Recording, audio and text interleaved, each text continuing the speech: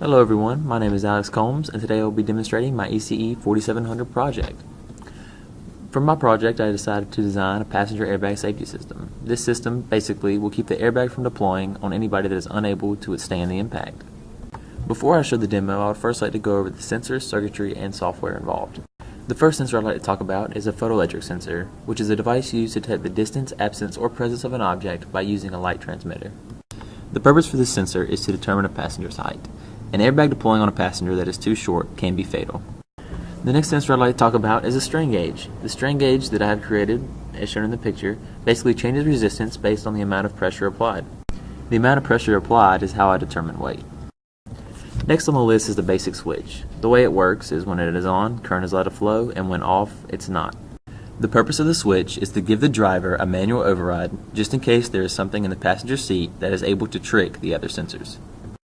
The last part of my circuit I would like to demonstrate is the breadboard. Basically, I had to use the breadboard to create voltage dividers because the TIVA, which is shown here, can only handle voltages up to 3.3 volts. And speaking of the TIVA, I think now is a good time to go into the software. To operate the TIVA, I use Simulink. If you look on the left-hand side, you will see the logic behind all of the sensors. Right above it is a logic for a simulated acceleration sensor.